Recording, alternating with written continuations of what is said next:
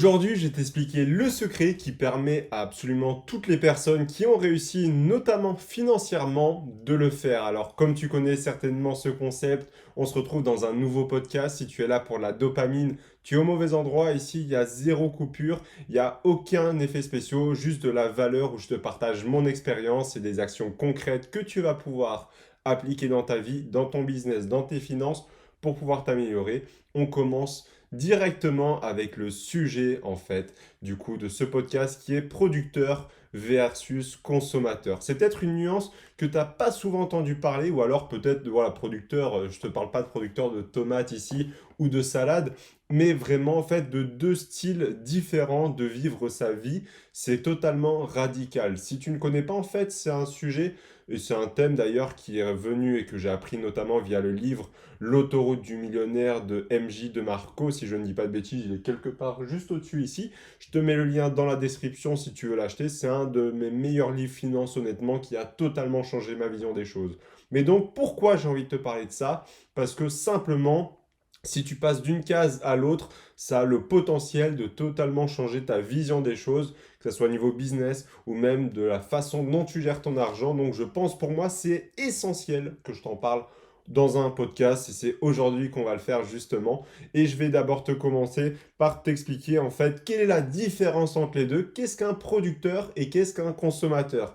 J'imagine que tu dois déjà avoir quelques idées, mais on va commencer par la case dans laquelle 95% des gens sont, c'est-à-dire des consommateurs. Qu'est-ce que j'entends par là? C'est-à-dire que tu vas consommer des choses, c'est-à-dire tu vas acheter, voilà, tu vas te rendre au supermarché pour acheter des choses, tu vas consommer également, du coup, dès que tu vas te rendre, faire du shopping, tu vas consommer au quotidien en fait. Tu es un consommateur de contenu, c'est-à-dire que tu vas sur les réseaux sociaux juste pour consommer du contenu. Tu t'arrêtes de travailler une fois que tu as fini ta journée, tu consommes du Netflix. Le week-end, tu pars en vacances, tu consommes de ces compagnies-là. Tu vas acheter ton dernier iPhone tous les ans peut-être, tu vas consommer constamment et aujourd'hui, honnêtement, je dirais que dans la majorité des cas, tu es 90 voire 95% un consommateur durant tes journées et c'est certainement la pire chose à faire parce que comment est-ce que tu veux réellement développer une fortune à long terme, développer ton patrimoine si tu consommes comme ça constamment ton argent? C'est d'ailleurs ce que je dis souvent, les personnes lambda n'ont que deux visions de l'argent, gagner et dépenser, alors que les riches en ont quatre. Tu as gagné, géré, fructifier, multiplier, et puis tu peux rajouter, dépenser également, mais il faut vraiment que tu changes de paradigme. Pourquoi? Parce que c'est vraiment les producteurs qui vont contrôler, entre guillemets, la richesse, qui vont aussi continuer de gagner de l'argent. Pourquoi? Parce qu'est-ce qu'un consommateur et un producteur? Excuse-moi, je me suis gouré. Du coup, qu'est-ce qu'un producteur? C'est simplement en fait une personne qui va produire quelque chose que le consommateur va acheter. Alors évidemment, parfois tu peux être consommateur d'un logiciel qui va t'aider en fait à améliorer ton business. Tu vas peut-être consommer une caméra qui va te permettre d'augmenter tes vidéos. Peut-être que tu vas pas avoir acheté un SaaS, donc un logiciel, peu importe, qui va vraiment t'aider. Donc, mais tu es quand même un consommateur. Mais le but, c'est d'être aussi un producteur, c'est-à-dire de produire quelque chose que les gens vont pouvoir consommer. Ça peut être un produit physique, des vêtements, par exemple, ou si je dis n'importe quoi, un vélo, peu importe, quelque chose que les gens peuvent acheter. Ça peut être un produit digital, une formation, ça peut être également un logiciel, un software, ça peut être énormément de choses, même du contenu, peu importe, mais en fait, il faut vraiment que tu arrives à passer cette dynamique-là de commencer à être un producteur, parce que c'est réellement comme ça que tu vas pouvoir construire une richesse, un business également par la suite. Et c'est la pire mentalité, je trouve, en fait, d'être dans le côté beaucoup trop, en fait, consommateur. D'ailleurs, si tu veux ne serait-ce que commencer à avoir la psychologie d'un producteur, j'ai un excellent conseil à te donner. Dès que tu vas faire une dépense, maintenant pour les prochaines semaines, fais à chaque fois cette action-là. Dis-toi pourquoi et comment est-ce que la personne a réussi à avoir mon argent. Imaginons, tu vas dans un McDonald's et t'achètes un Big Mac et un Sunday, imaginons. Eh bien, pose-toi la question, comment est-ce que McDonald's a fait pour avoir mon argent? Et réponds pas à la simple question, non mais j'avais faim donc j'aurais donné mon argent. Non, pose-toi la question, est-ce que c'est parce que j'ai vu un McDonald's que j'ai eu envie d'aller acheter un Sunday et un Big Mac? Est-ce que j'avais déjà envie de ça avant même de voir le McDonald's premièrement? Ça va déjà te donner une première piste de réflexion. Deuxièmement, est-ce que quand j'ai commandé mon Big Mac, est-ce que j'avais vraiment envie de la glace ou est-ce qu'en fait je l'ai acheté par la suite? Et si c'est le cas, comment est-ce qu'ils ont fait pour me vendre la glace par ça? Parce que peut-être ils ont fait une offre promotionnelle, peut-être parce que le serveur était gentil. Et ensuite, pourquoi est-ce que tu as été à McDonald's? Pourquoi tu n'as pas été dans une autre chaîne, par exemple, de fast-food, ou même acheter un sandwich à la boulangerie? Voilà, tout ça doit être rentré en compte. Et si tu veux même aller beaucoup plus loin dans cet esprit de producteur, dis-toi comment est-ce que tu peux concurrencer McDonald's. Ok, ben tiens, j'ai vu que ils étaient trop lents sur le service. Quand j'ai reçu mon burger, il était froid. En plus de cela, j'ai l'impression que c'est vraiment une usine à gaz. Et puis les ingrédients sont pas de qualité. Tiens, c'est marrant, il y a un établissement juste en face qui est alloué. Si aujourd'hui je devais faire un business concurrent à celui dans lequel je me trouve aujourd'hui, qu'est-ce que je ferais? Ben tiens, il n'y a pas de place de parking, là-bas il y en aura. Tiens, les serveurs tirent la gueule, là-bas je mettrai en place une réelle politique d'expérience client. Peut-être que les ingrédients ne sont pas de qualité, mais tiens, dans celui-là, on ira vraiment avec des producteurs locaux.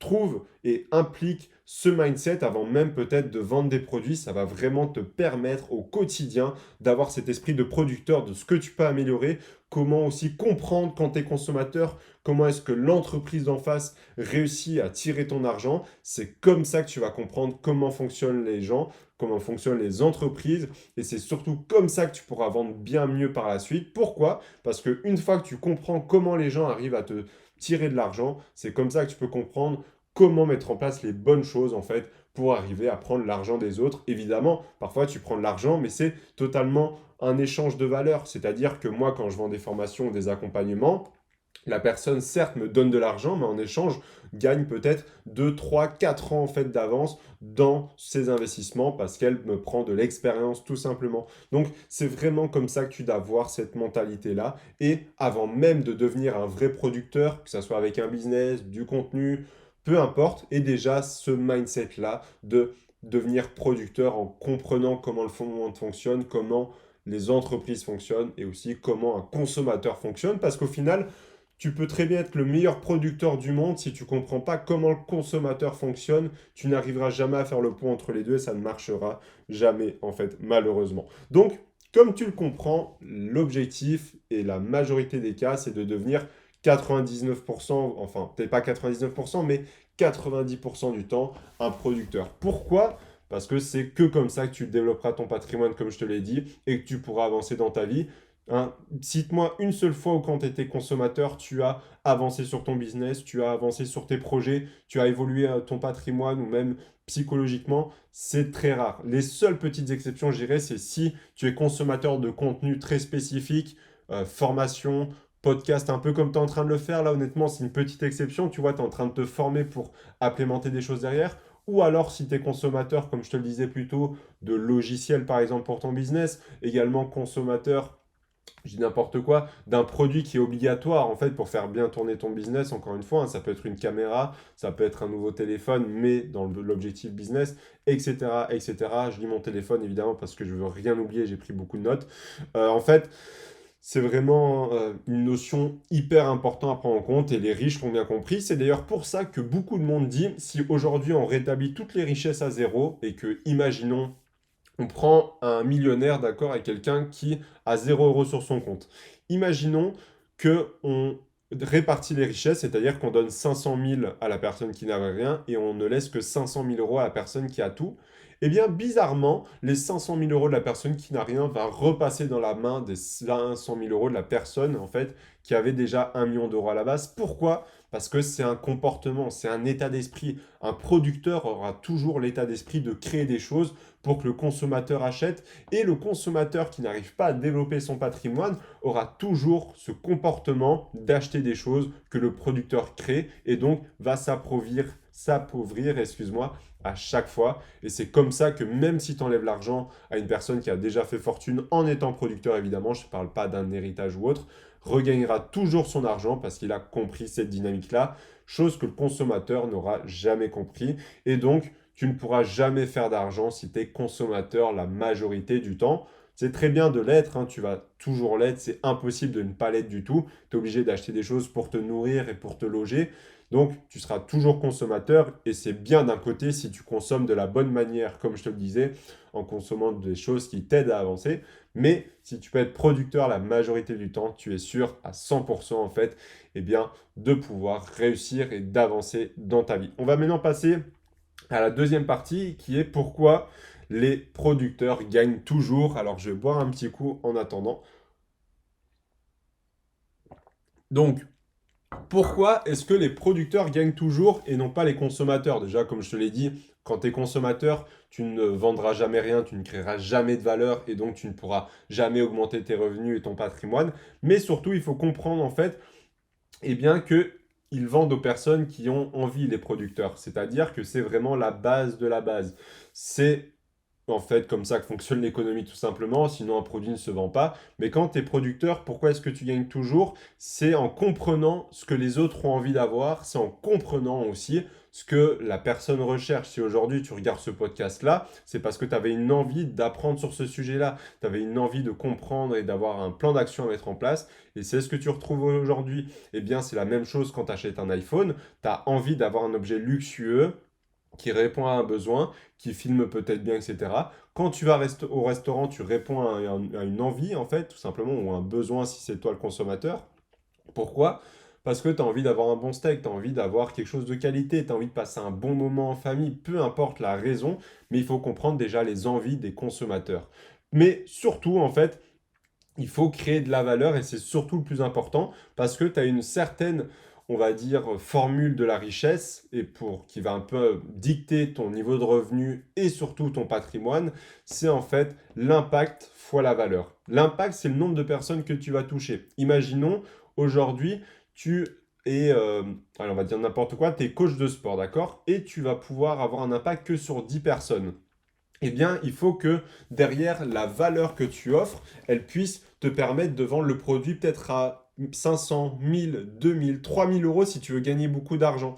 Parce que si tu as un impact faible avec un produit avec une faible valeur, imaginons tu vends une casquette, tu vas rarement vendre une casquette plus de 20 euros, eh bien si tu as un impact que sur 10 personnes, tu ne feras jamais beaucoup d'argent. Par contre, si tu arrives à avoir l'une des deux variables très élevée, ou même les deux, ce qui est encore mieux, c'est là que tu vas pouvoir faire des miracles.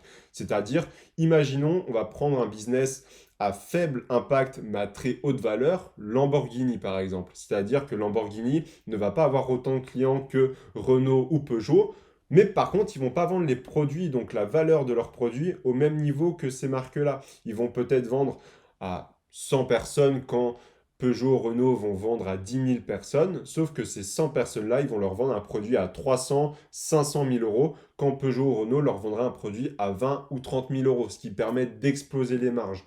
Vice-versa, on peut avoir un produit à très fort impact mais très faible valeur. On va prendre l'exemple ici des bouteilles d'eau. Concrètement, le produit a une très faible valeur. Je ne parle pas en termes de besoin, mais en termes de coût cette fois-ci. Hein, une bouteille d'eau, c'est quoi? C'est 50 centimes et encore. Sauf que toute la planète a besoin d'eau et donc ils ont un impact énorme sur celui-ci. En plus de ça, c'est un business avec énormément de marge.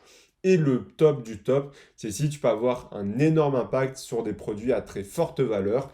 Pour ça, rien de mieux que l'exemple d'Apple, la société la plus capitalisée au monde, où tu as un impact sur la planète entière. Aujourd'hui, ils ont des millions de consommateurs à travers le monde avec une valeur par produit extrêmement élevée. Aujourd'hui, Apple fait partie des marques qui vendent leur téléphone le plus cher, qui en sortent le plus souvent avec des prix toujours plus élevés et aussi les ordinateurs les plus chers par exemple. Donc eux, ils ont vraiment compris le meilleur business model, mais ça ne veut pas dire que tu ne peux pas utiliser soit un business model avec un très fort impact mais une faible valeur ou l'inverse, ou alors, si tu y arrives, encore trouver en fait un business avec beaucoup d'impact et beaucoup de valeur.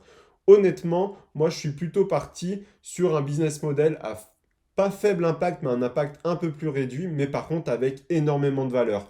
Pourquoi je te dis ça? Parce que si je chercherais à toucher énormément de monde, je te ferais beaucoup plus de vidéos un peu titrées, beaucoup plus putaclic, on va dire, pour toucher beaucoup de monde. C'est-à-dire comment devenir millionnaire du jour au lendemain, comment est-ce que cet achat a changé ma vie. Alors je dis pas que je ne le fais pas, attention, c'est notamment le but des vidéos du dimanche, hein, les 6 achats qui ont changé ma vie, 5 habitudes qui vont te rendre pauvre, etc. C'est des choses où je veux toucher beaucoup de monde, mais qui a pas beaucoup de valeur derrière. Et donc forcément, c'est plus pour attirer une nouvelle audience. Par contre, les vidéos que je te fais là, c'est vraiment pour augmenter la valeur, même si je réduis l'impact, parce que tu t'en doutes, la vidéo que tu es en train de regarder, il ne va pas y avoir 100 000 personnes qui vont être intéressées par ce contenu-là. Par contre, la valeur que toi tu vas en tirer est beaucoup plus élevée et donc tu vas certainement avoir beaucoup plus d'attachement avec moi et tu vas aussi prendre en considération tout ce que je te dis pour par la suite peut-être même passer et devenir dans la classe client de mon entreprise ou je veux par la suite en fait créer notamment une communauté privée de vrais fans sous forme d'abonnement par exemple. Eh bien, j'ai beaucoup plus tendance à aimer ce business model-là. Pourquoi? Parce que ça me permet de me concentrer sur une petite partie de personnes, mais leur vendre un peu plus cher, mais un produit avec énormément de valeur ajoutée, que me concentrer sur tout le monde et vendre un produit très peu cher. Après, évidemment, ça va dépendre du business model. Si tu peux faire les deux, c'est encore mieux, ou même parfois le business model s'adaptera mieux à avoir un grand impact, mais une faible valeur. Ça dépendra vraiment des personnes en fait. Et donc, eh bien, si je dois relire les points aussi, c'est qu'ils utilisent les règles du jeu à leur avantage. Tu l'as bien compris, aujourd'hui, on est dans une société de consommation. Donc, qu'est-ce que font la majorité des gens? Ils consomment, ils ont des crédits à la consommation qui est certainement la pire chose que tu peux faire. Si j'ai un conseil pour toi et que tu débutes dans la vie active, premièrement, c'est ne jamais prendre de crédit. À la limite, le seul crédit que tu peux prendre, c'est pour ta résidence principale. Essaye au maximum de voir ça comme un investissement, c'est-à-dire essaye de prendre une résidence principale qui gagnera de l'argent avec le temps et que tu pourras revendre plus cher que tu n'as acheté, que tu as dû investir d'argent dans des travaux dedans, au minimum. Mais si on ne prend pas de crédit pour des voitures, prends pas de crédit pour une piscine, prends pas de crédit pour ci ou ça sert vraiment à rien et c'est comme ça que tu ne vas jamais pouvoir rentrer dans cet esprit de producteur, justement, mais comprends les règles du jeu, comprends pourquoi est-ce que les consommateurs ont tort et c'est là que tout s'ouvrira à toi. Si je dois un peu rentrer dans le sujet de comprendre les règles du jeu, c'est pas très compliqué. Ceux qui font de l'argent aujourd'hui, c'est ceux qui vendent. Ceux qui vendent, ce sont des producteurs. Et ceux qui arrivent à vendre, c'est ceux qui comprennent le mieux les consommateurs. Pourquoi Apple, comme je te le disais tout à l'heure, arrive à vendre à énormément de monde des produits à très haute valeur? Parce qu'ils ont compris exactement ce que les consommateurs recherchaient, c'est-à-dire avoir une expérience client de l'achat à l'utilisation, avoir un produit de très bonne qualité et avoir vraiment ce système de tribu en fait autour d'une marque, c'est-à-dire d'être un fan absolu ou de détester absolument la marque. C'est le pari qu'ils ont pris et ça ne peut que leur réussir. Et comme je te le disais dans l'introduction, c'est que tous les riches sont des producteurs. Il y a zéro exception. Je vais te donner quelques exemples. Bill Gates, il est producteur, c'est-à-dire qu'il a créé Microsoft. Jeff Bezos, c'est un producteur né. Il a créé l'une des plus grosses plateformes en ligne de consommation qui est Amazon. Aujourd'hui, si on doit vraiment citer un comportement de consommateur, c'est d'acheter sur Amazon.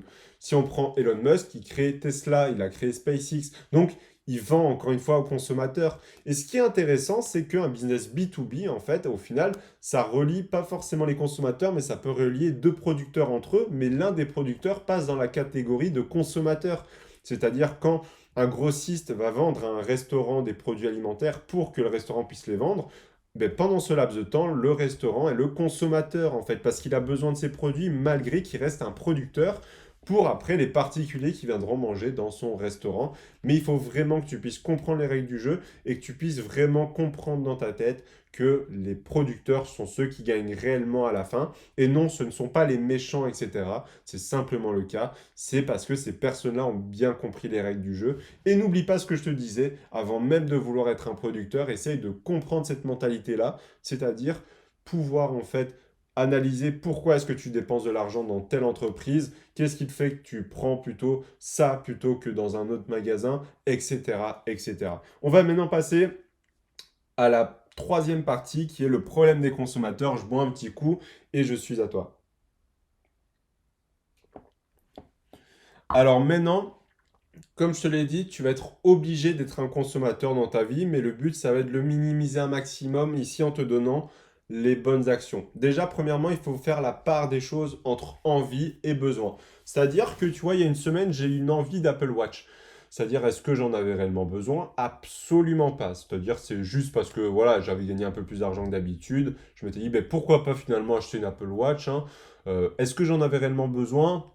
Bah, tu sais, quand tu es un être humain, tu vas toujours acheter avec des émotions. Donc je m'étais dit, ben oui, parce que ça va prendre mon battement par minute de cœur, ça va mesurer mon sommeil pour être sûr que je dorme bien. Puis en plus, j'ai pas de montre en ce moment, ça va être pratique, je vais avoir les notifications dessus. Mais est-ce que c'est des vrais besoins? Ou est-ce que si je plaçais cet argent-là, je sais plus, c'était à peu près 400 euros la montre, dans une formation pour améliorer mes compétences en montage, en copywriting, bah, améliorer mes connaissances sur mes miniatures, ça allait pas être un réel besoin. Eh bien, si, mais je reste toujours consommateur, on est d'accord.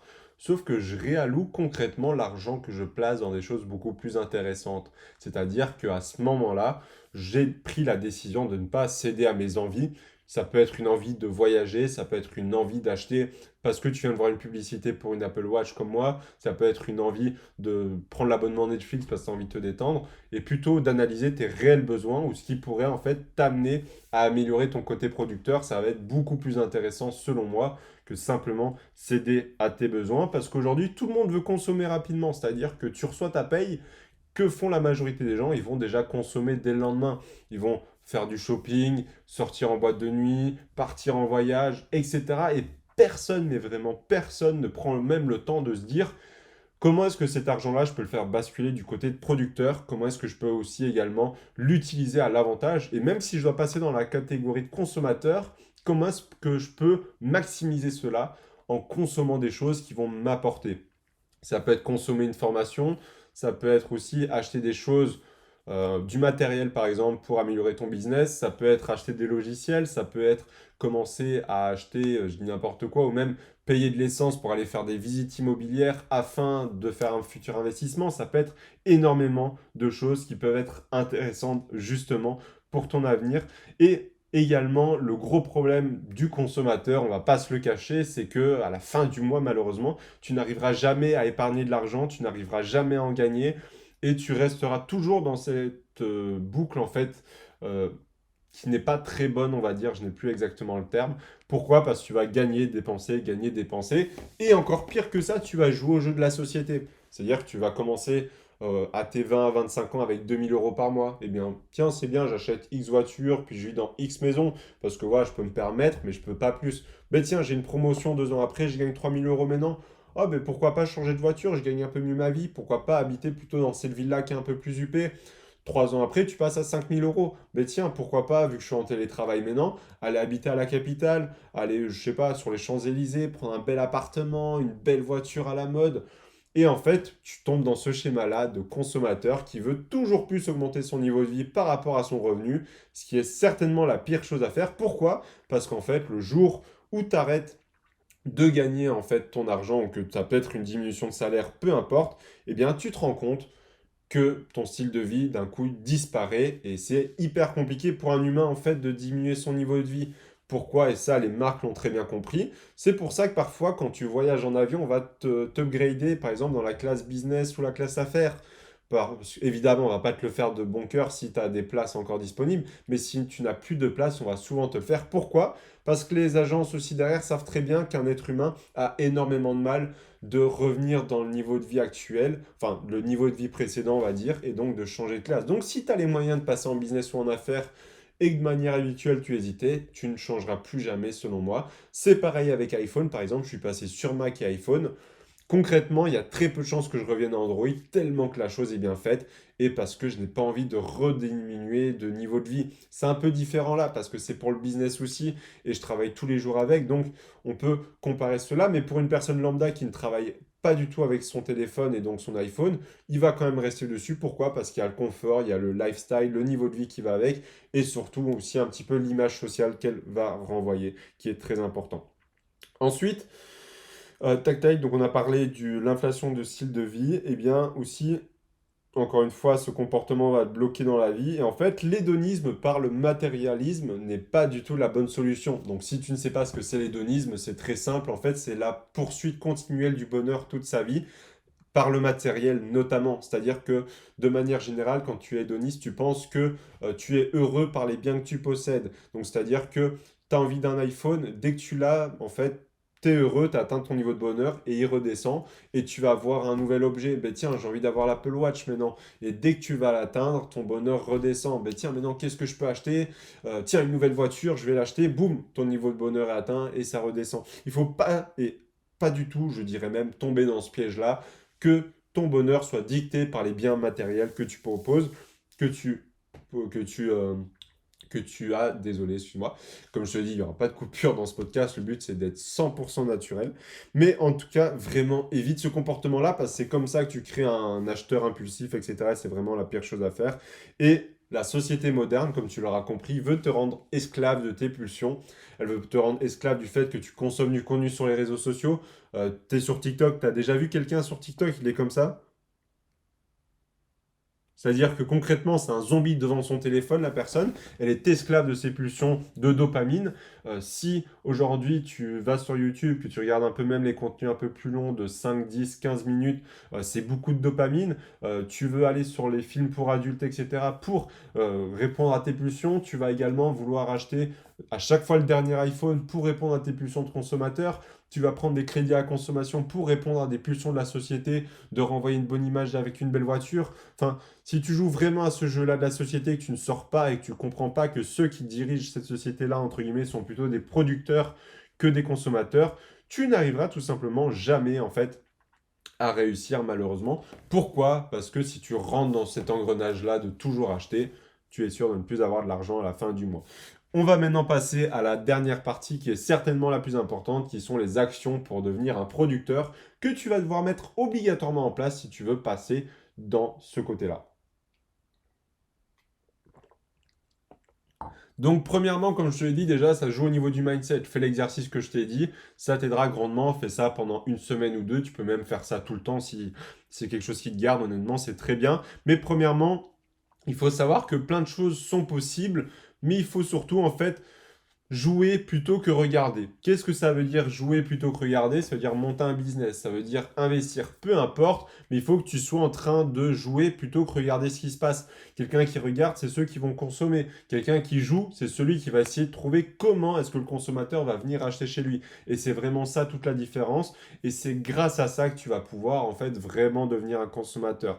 Tu produis, comme je l'ai écrit, quand d'autres consomment ce que tu fais. Comme cette vidéo, par exemple, là, tu es un consommateur, comme je te le disais tout à l'heure. Moi, je suis le producteur dans ce cas-là. Pourquoi? Parce que je suis en train de créer du contenu qui va être consommé par des personnes. Par contre, la caméra qui est en face de moi, j'ai été le consommateur. Apple a été du coup le producteur.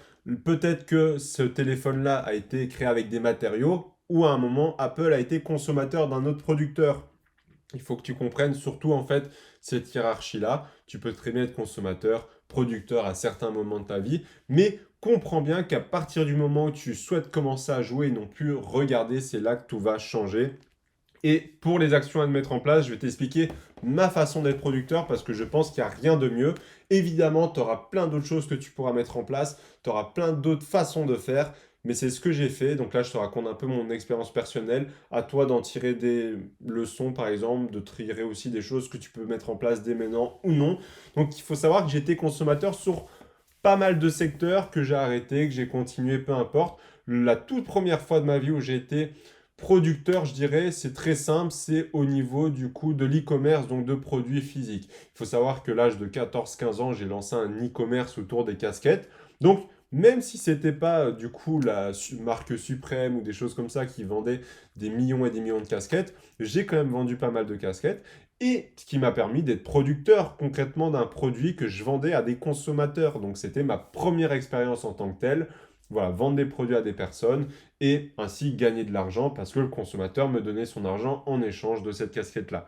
Première expérience. Deuxième expérience de producteur, c'était du freelancing, c'est-à-dire que je vendais concrètement mon expérience en marketing digital à des entreprises qui en avaient besoin et j'étais encore une fois un producteur à ce moment-là et l'entreprise en face, malgré qu'elle soit elle aussi producteur pour des clients, était mon consommateur à moi parce que je lui vendais en fait mon temps entre guillemets pour lui accorder mes connaissances en lui implémentant des publicités Facebook, en gérant pour elle son Instagram, etc., etc., afin de réellement pouvoir lui donner en fait eh bien, du service, etc. Donc ça, c'était ma deuxième expérience en tant que producteur. Et maintenant, ma dernière expérience, c'est évidemment avec cette chaîne YouTube et toute la création de contenu qui va avec sur Instagram et autres. Là où je m'adresse directement à des consommateurs, pas forcément de manière péjorative, encore une fois. Tu es consommateur actuellement, mais tu apprends à comment devenir producteur, donc c'est une très bonne manière de consommer du contenu. Mais je crée du contenu qui va être consommé par d'autres personnes et aussi vendre des produits qui vont être consommés par d'autres personnes. Donc, j'ai vraiment joué sur tous les tableaux des producteurs, quasiment, je dirais. Pourquoi? J'ai vendu et j'ai produit des produits physiques.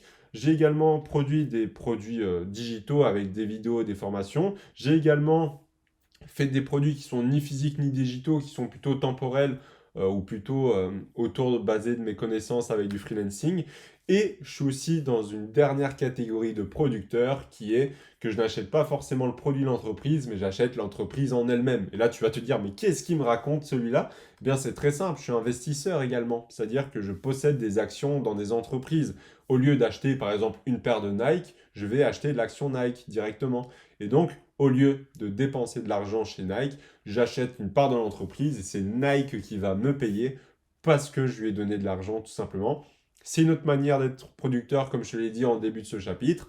Pourquoi? Parce que quand tu investis, tu es un producteur directement. C'est un peu plus nuancé que ça. Tu apportes en fait du capital à une entreprise, mais donc tu as des droits qui viennent avec. Si demain tu investis dans l'immobilier, tu es un producteur concrètement. Tu produis pour un client qui serait par exemple un locataire qui va te rémunérer en conséquence. Donc, être investisseur est une autre manière d'être un producteur techniquement.